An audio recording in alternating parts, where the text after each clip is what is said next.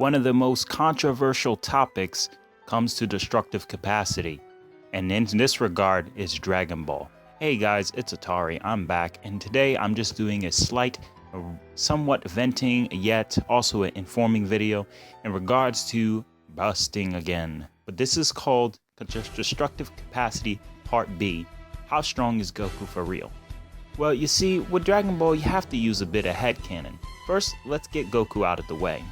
For starters, you have to understand that Universe 7 is a macrocosm. Most will argue it got retconned, but there's no inferences that it did get retconned or that it was ever retconned to begin with, since it is canon and cohesive with the actual continuity of the Dragon Ball Kai anime and the Dragon Ball manga as well. So there is no inferences for that. Now, what I am going to tell you is that we do have information that the afterworld or the afterlife is the equivalent of the same size of the living world universe, and the universe is also considered a macrocosm. But macrocosm is just it's like a word, a play on words. A macrocosm is when there's more than one set reality and you're including everything outside of the observable universe. So say if heaven and hell was kind of like these containers, then these all together would create what they call a macrocosm, but the actual observable universe, the living world, is here. And think of the Kaioshin realm as here.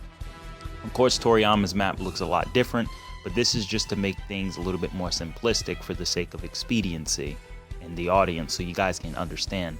We also get confirmation that the galaxy, there are galaxies that infinitely exist, and they are also considered innumerable by Janko.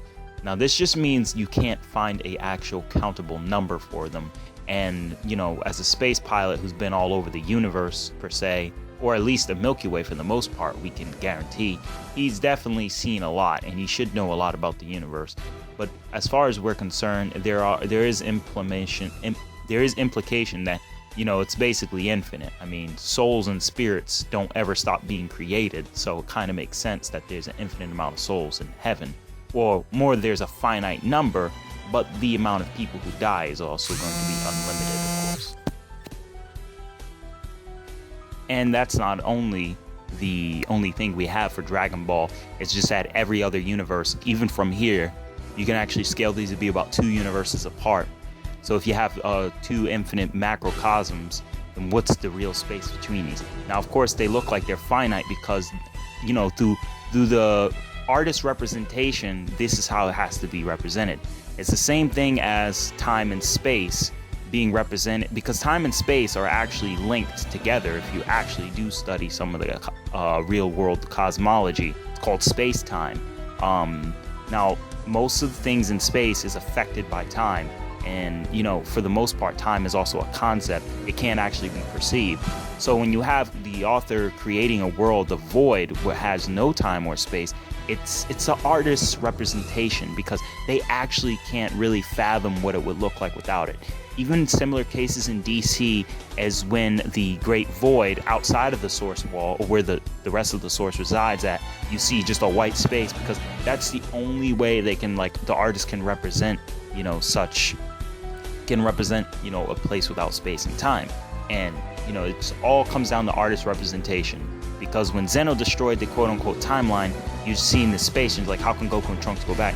It's all just Dragon Ball gag, you know, plot induce, not even stupidity. It's just all based on gag and inconsistencies, as well as artist representation. You know, just because there's no time and space there doesn't mean you can't occupy the space there as a human being, because no time and no space doesn't mean space can't be there. It's kind of like a room without oxygen. That doesn't mean I can't bring an oxygen tank in the room and still use that as my source. You guys get what I'm saying. Now, of course, no time and space would mean no oxygen, so this also is a contradiction. So how could Goku and Trunks breathe? But that's of course, it's anime. They're not going to take everything into account. I mean, do you think they actually have gas in Grand Theft Auto, and they're going to make you pay for gallons of gas in Grand Theft Auto and have to turn your keys in your car in order for it to work? Like, do you honestly think it's going to get that detailed? Not quite. Now I'm just going to conclude and say this all comes down to representation in the series. Now, here's where we get into the misconceptions, is when people start to assert that, hey, well, Goku's feat when he shook the entire universe. Yes, you have to understand that the shrapnel effect in space, shockwaves increase as they keep going in general because there's no actual medium besides planets and stars to actually, conjoin with the shockwave. Vibrations die out over time with enough molecules and other resistances and mediums that can interfere, such as atoms. But if you have space, a vacuum with no atoms besides the planets and such that exist, nebulon gases, the fact that they produced a punch that strong enough to transcend beyond the infinity barriers to the spirit realm and such, that really goes to show you that, touching astral planes and such, Beerus and Goku were doing things with God Ki that is not really going to be done normally. Now, as I said before with the whole dimensional, no space, no time, now we're going into the last misconception per se is the one that really brings my gears to a grind is this one. It's a pet peeve of mine, but it's the idea that, multiple universes isn't a multiverse. And I hate when people say that because, he's multi-universal. That's not really a case or an argument.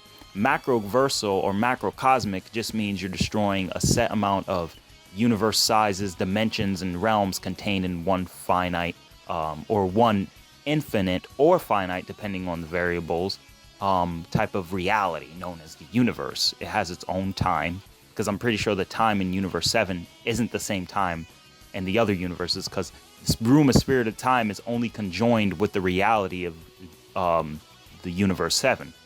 But as a result, it's also conjoined with what we might assume is the Universe 6, and that might be the only links to these macrocosms. But these macrocosms are just twins and mirrors.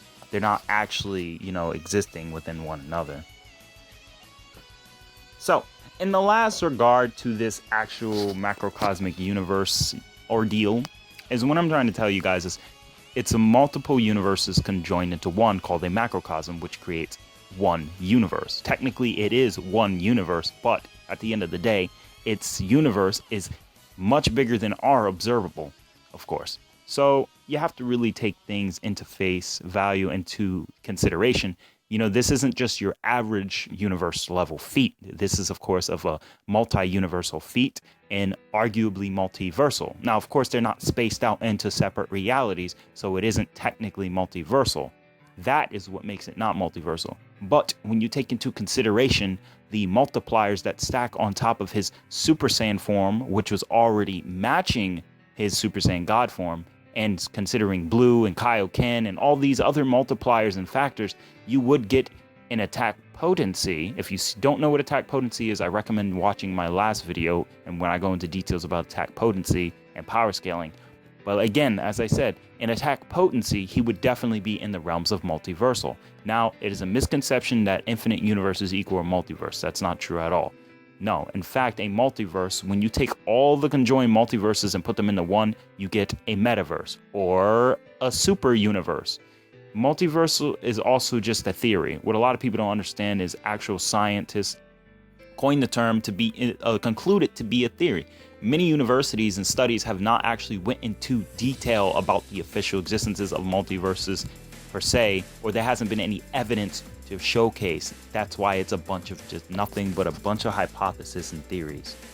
So a lot of people really need to take that into consideration when you are considering scaling. And when you're considering, because there's wikis where they say Goku is universal plus, when the truth is he's really multiversal. It's just again, when I explain attack potency, it's like a man who can, think of it like this. You have a man with a sledgehammer that weighs 100 tons. He can lift the sledgehammer with 100 tons and slam it to the ground, create a giant shockwave. But he can physically hit harder than the ball. But his fists are not the same, how would you say, equilibrium in terms of the force he can exert. Everything's put into one focal point. So again, with a Kamehameha, it's not like it's going to engulf all 12 universes, but he has enough energy capacity in order to destroy his own Universe 7 and arguably 6 if we go off of scaling. It's the same thing with Perfect Cell, or how would you say, Kid Buu. They never confirmed he was multi-solar system, but we know via scaling of the super exciting guides that he is definitely in those realms, considering how much stronger he is in Super Perfect Cell. So I hope this kind of cleared a lot of things up with you guys. I mean, you'll hear a lot of people say, well, he's 4D. It's like, you could be 4D and only be wall level. You know, a lot of people don't understand that. And the same thing goes, because when Kaguya can destroy a dimension, her dimensions, the time in her dimension was completely different from the time in the real world. So she's destroying her own space-time, quote-unquote 3D and 4D. Now, the actual concept of time itself isn't actually fathomable or physical, and in order to destroy it, even the authors can't comprehend it. So they just create a bunch of, well, science fiction. That's why you see it in Marvel, escaping death. Or you'll see in Dragon Ball where Goku destroyed the actual parallel space that hit stored time in his own little dimension, or pocket universe, you can even argue. But pocket universe can be as small as a darn house room.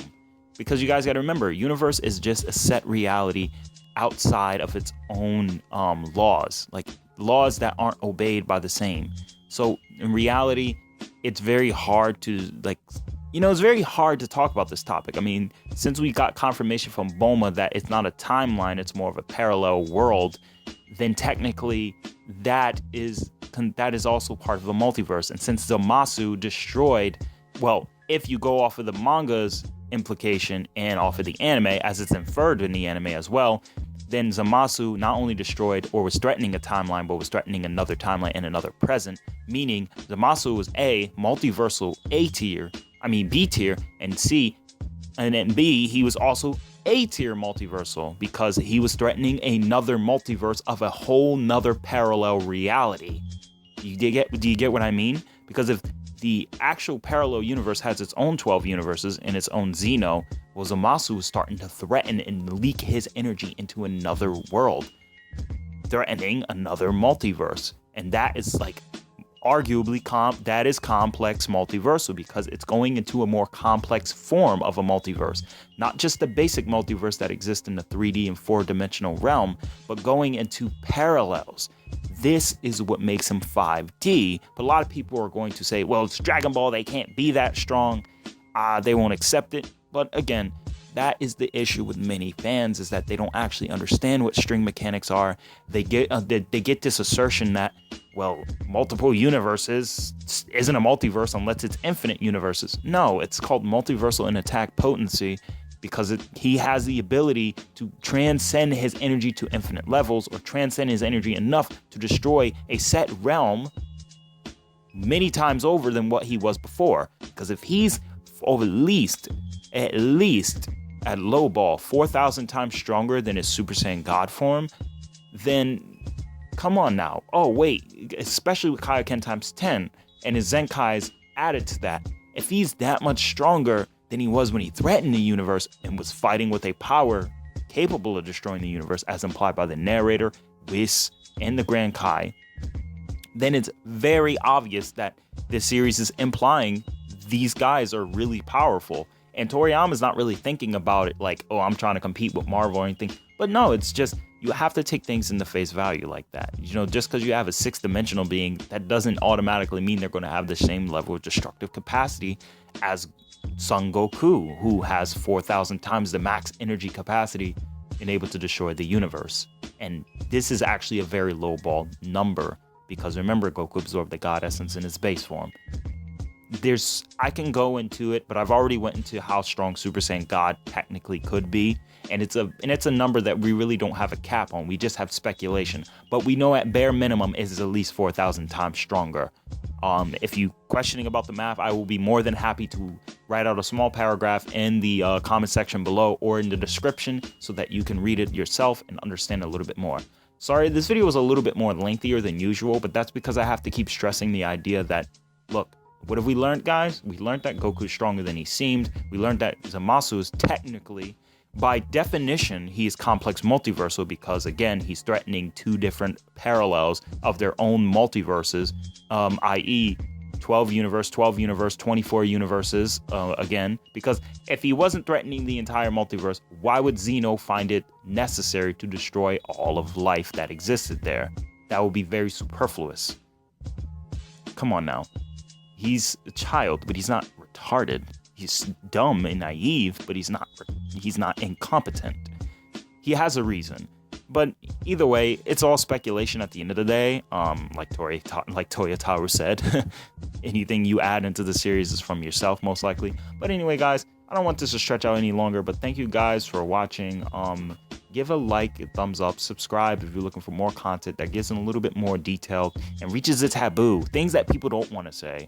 This isn't a channel about me trying to, be a DBZ fan and wank, because I even mentioned Kaguya technically has 4D power. If you think about the grand scheme of things, creating your own little separate pocket dimension or universe, etc., etc., etc., you got to really take those into face value. This is like, these are the key details that fans are missing, and it's implied via author context. So again, you don't need an infinite amount of universes to be multiversal. Get that out of your head. A macrocosm is nothing more but a bunch of different realities set into one separate, unique universe. That's all it is, guys. It's very simple. It's just a play on words.